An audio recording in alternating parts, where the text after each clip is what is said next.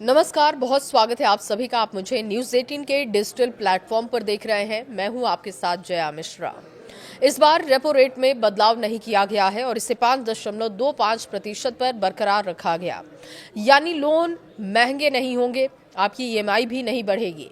RBI governor Sanjay Malhotra ने 6 फरवरी को monetary policy committee की मीटिंग में लिए गए फैसलों की जानकारी दी। रिजर्व बैंक ऑफ इंडिया यानी कि आरबीआई ने दिसंबर में ब्याज दर 0.25% घटाकर 5.25% की थी। और आरबीआई जिस रेट पर बैंकों को लोन देता है उसे रेपो रेट कहते हैं। जब आरबीआई रेपो रेट घटाता है तो बैंकों को सस्ता कर्ज मिलता है और वो इस फायदे को ग्राहकों तक पहुंचाता है। देखिए, 2025 में 4 बार कटौती की गई थी। 1.25% की कटौती की गई। फरवरी में सबसे पहले ये कटौती हुई थी। फरवरी 2025 में ब्याज दरों को 6.5% से घटाकर 6.25% किया गया था। मॉनेटरी पॉलिसी कमेटी की ये कटौती करीब 5 साल के बाद थी। दूसरी बार अप्रैल में हुई मीटिंग में भी ब्याज दर 0.25% घटाई गई।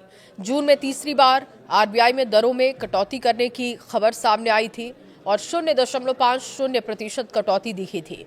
दिसंबर की बात करें तो 0.25% की कटौती की गई और ब्याज दरें 5.25% पर आ गई।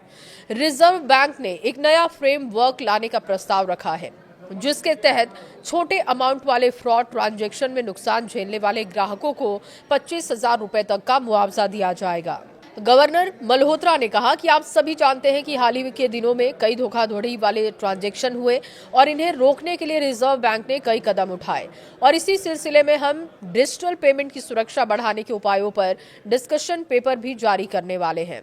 इन उपायों में क्रेडिट लिमिट की लेयरिंग और बुजुर्गों जैसे कि खास तरह के यूजर्स के लिए एक्स्ट्रा ऑथेंटिकेशन यानी कि सुरक्षा की अतिरिक्त जांच को हम इसमें शामिल करेंगे।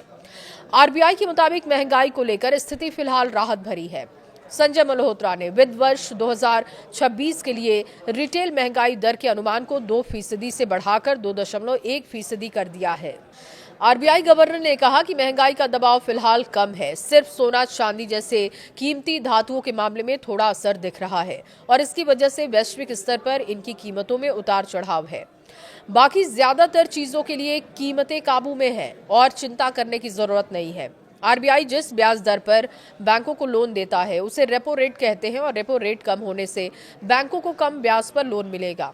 बैंकों को लोन सस्ता मिलता है तो अक्सर इसका फायदा ग्राहकों को सीधे तौर पर दिखता है, यानी बैंक भी अपने ब्याज दरों को घटा देते हैं जिससे कि ग्राहकों को सहूलियत हो सके।